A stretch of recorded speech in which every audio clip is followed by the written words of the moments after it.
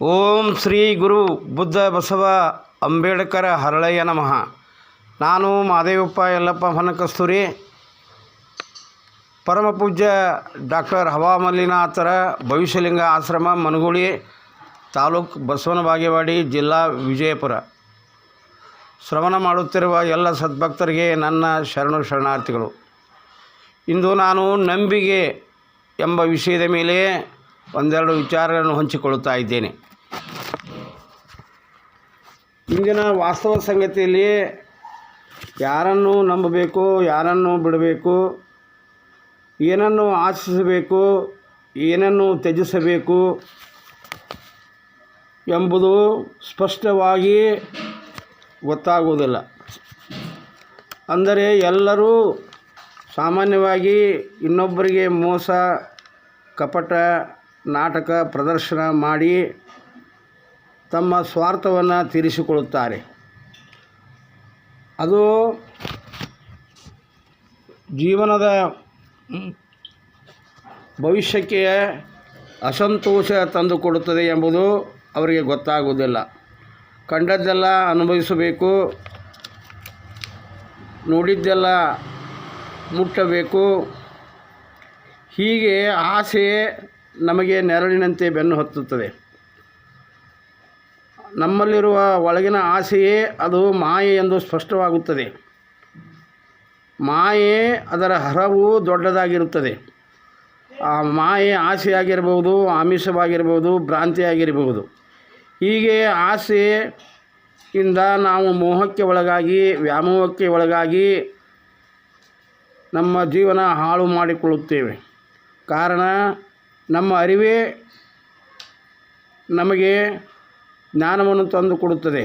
ಅದಕ್ಕಾಗಿ ಅತಿ ಆಸೆ ಮಾಡುವುದರಿಂದ ರಾಗ, ದ್ವೇಷಗಳು, ಮೋಹ, ವ್ಯಾಮೋಹ ಬೆಳೆಯುತ್ತವೆ. ಹೀಗಾಗಿ ಆ ಮಾಯೆಗೆ ನಾವು ಬೆನ್ನು ಹತ್ತಬಾರದು. ಅದು ನಮ್ಮ ಶರೀರವನ್ನು ನೆರಳಿನಂತೆ ಬೆನ್ನು ಹತ್ತಿರುತ್ತದೆ. ಅದಕ್ಕಾಗಿ ಅತಿ ಆಸೆ ಮಾಡದೆ ಇದ್ದುದನ್ನು ನಾವು ಸಂತೃಪ್ತಿ ಪಡಬೇಕು. ಅದಕ್ಕಾಗಿ ಅಲ್ಲಮ ಪ್ರಭುದೇವರು ತಮ್ಮ ಒಂದು ವಚನದಲ್ಲಿ ಹೇಳುತ್ತಾರೆ, ಹೆಣ್ಣು ಮಾಯೆ ಎಂಬುವರು ಹಣ್ಣು ಮಾಯೆಯಲ್ಲ,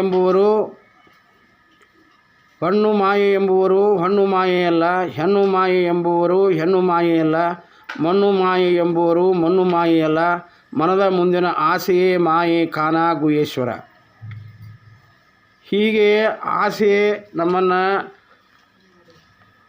ನಮ್ಮ ಜೀವನವನ್ನು ಅದು ಹದಗೆಡಿಸುತ್ತದೆ. ಆ ಆಸೆ ದುರಾಸೆಯಾಗಿರಬಾರದು. ಅಂದರೆ ಸ್ವಾರ್ಥ, ವಂಚನೆ, ಮೋಹ, ವ್ಯಾಮೋಹ, ಕಪಟ, ಪ್ರದರ್ಶನ, ನಾಟಕ ಇವುಗಳಿಂದ ಕೂಡಿರಬಾರದು. ಅದು ಆಸೆ ನಿಸ್ವಾರ್ಥ ಸೇವೆ ಆಗಿರಬೇಕು. ಅದಕ್ಕಾಗಿ ನಾವು ಯಾರನ್ನು ನಂಬಬೇಕು, ಯಾರನ್ನು ಬಿಡಬೇಕು. ಹೆಣ್ಣನ್ನು ನಂಬಿದರೆ ಅದು ಮಣ್ಣು ತಿನ್ನಿಸುತ್ತದೆ, ಆದರೆ ಅದೇ ಮಣ್ಣನ್ನು ನಾವು ನಂಬಿದರೆ ಅದು ಅನ್ನ ನೀಡುತ್ತದೆ ಎಂಬುದು ನಮಗೆ ಗೊತ್ತಿರಬೇಕು. ಅದಕ್ಕಾಗಿ ಹೆಣ್ಣು ಮಾಯೆಗೆ ನಾವು ಆಶಿಸದೆ ಅವುಗಳಿಗೆ ಬೆನ್ನು ಹತ್ತದೆ. ಅವು ಆಕರ್ಷಣೆಗಳಾಗಿರುತ್ತವೆ. ಆಕರ್ಷಣೆಗಳು ನಮ್ಮ ಜೀವನವನ್ನು, ಆಕರ್ಷಣೆಗಳಿಗೆ ಬೆನ್ನು ಹತ್ತುವವರು ಸಾಕಷ್ಟು ಜನ. ಆಕರ್ಷಣೆಗಳಿಗೆ ಬೆನ್ನು ಹತ್ತಿ ದೊಡ್ಡವರು ಜಾರುತ್ತಾರೆ, ಸಣ್ಣವರು ಜಾರುತ್ತಾರೆ. ಅದು ಹಾವಸೆ ಇದ್ದ ಹಾಗೆ. ಅಂದರೆ ಹಾವಸೆ ಅಂದರೆ ನಾವು ಕಪ್ಪಿ ಮಾಸು ಎನ್ನುತ್ತೇವೆ. ಆ ಕಪ್ಪಿ ಮಾಸದ ಮೇಲೆ ಕಾಲಿಟ್ಟು ನಾವು ನಮ್ಮ ಸೊಂಟನ್ನು ಮುರಿದುಕೊಳ್ಳಬಹುದು. ಅದಕ್ಕಾಗಿ ನಿಶ್ಚಿಂತವಾಗಿ ಇದ್ದುದರಲ್ಲೇ ನಾವು ಸಂತೃಪ್ತಿ ಪಡೆಯುವುದನ್ನು ಕಲಿಯಬೇಕು. ಸಕಲ ಜೀವರಾಶಿಗಳಿಗೆ ನಾವು ದಯೆ, ಪ್ರೀತಿ, ಕರುಣೆಯನ್ನು ತೋರಿಸಬೇಕು. ನಿಸರ್ಗದ ನಿಯಮಗಳನ್ನು ಪಾಲಿಸಬೇಕು. ನಿಸರ್ಗದ ನಿಯಮಗಳು ಅವು ಮಾನವೀಯತೆಯ ಆಧಾರದ ಮೇಲೆ ಇರುತ್ತವೆ. ಅದಕ್ಕಾಗಿ ನಾವು ಅವುಗಳಿಗೆ ಬೆನ್ನು ಹತ್ತಿ ಬಡಿದಾಡಬಾರದು. ಕಾರಣ ಮಾಯೆ ಪ್ರಪಂಚವೆನ್ನದೇ ಫಲಾಪೇಕ್ಷೆ ಇಲ್ಲದೆ ಭಕ್ತಿ ಮಾಡಬೇಕು. ಆ ಭಕ್ತಿಯೇ ನಮಗೆ ಶಕ್ತಿಯಾಗಿರುತ್ತದೆ. ಶಕ್ತಿಯೇ ನಮ್ಮನ್ನು ಕಾಪಾಡುತ್ತದೆ. ಆದ್ದರಿಂದ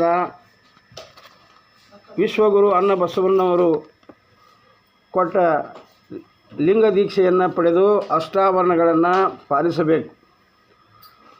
ಅಂದಾಗ ನಾವು ಸುಖಿಗಳಾಗುತ್ತೇವೆ. ಆಕರ್ಷಣೆಗಳಿಗೆ ನಾವು ಅವುಗಳಿಗೆ ಹೊರಗೆ ನೋಡದೆ ಒಳಗೆ ನೋಡಬೇಕು. ಯಾವುದೇ ರೂಪವಾಗಲಿ, ಯೌವನವಾಗಲಿ, ಸೌಂದರ್ಯವಾಗಲಿ, ಬೆಳ್ಳಿಯಾಗಲಿ, ಬಂಗಾರವಾಗಲಿ, ಹೊನ್ನು ಆಗಲಿ, ಹೆಣ್ಣಾಗಲಿ, ಅವುಗಳಿಗೆ ಹೊರಗೆ ನೋಡದೆ ಒಳಗಿನ ಸ್ವಭಾವವನ್ನು ಅರಿತುಕೊಂಡು ಪರಾಮರ್ಶಿಸಬೇಕು. ಅದನ್ನು ಪರಿಶೋಧಿಸಬೇಕು, ಸಂಶೋಧಿಸಬೇಕು. ಯಾರು ನಮ್ಮ ಹಿತಕ್ಕಾಗಿ ಹೇಳುತ್ತಾರೆ, ಯಾರು ತಮ್ಮ ಹಿತಕ್ಕಾಗಿ ಹೇಳುತ್ತಾರೆ ಎಂಬುದನ್ನು ಸ್ವಂತ ನಿರ್ಧಾರವನ್ನು ತೆಗೆದುಕೊಳ್ಳಬೇಕು. ಅದು ಹಿತ್ತಾಳೆ ಕಿವಿ ಆಗಿರಬಾರದು. ಸತ್ಯವನ್ನು ಅರಿತು ಮಿಥ್ಯವನ್ನು ಅರಿತು ಯಾವುದು ಸತ್ಯ, ಯಾವುದು ಮಿಥ್ಯ, ಯಾವುದು ನಿತ್ಯ, ಯಾವುದು ಅನಿತ್ಯ ಎಂಬುದನ್ನು ಅರ್ಥೈಸಿಕೊಂಡು ಸತ್ಯದ ದಾರಿಯಲ್ಲಿ ನಡೆದಾಗ ಆ ಸತ್ಯ ನಮಗೆ ಆತ್ಮ ಸಾಕ್ಷಾತ್ಕಾರ ಮಾಡಿಕೊಳ್ಳುತ್ತದೆ. ಅಂಥ ಭಗವಂತನ ಆತ್ಮ ಸಾಕ್ಷಾತ್ಕಾರ ಮಾಡಿಕೊಂಡು ದುರ್ಗುಣಗಳನ್ನು ಬಿಟ್ಟು ಸುಗುಣ ಗುಣಗಳನ್ನು ಹಿಡಿದು ಸಾತ್ವಿಕ ಜೀವನವನ್ನು ಹೊಂದೋಣ ಎಂದು ಹೇಳುತ್ತಾ ಎಲ್ಲರಿಗೂ ಶರಣಾರ್ಥಿಗಳು.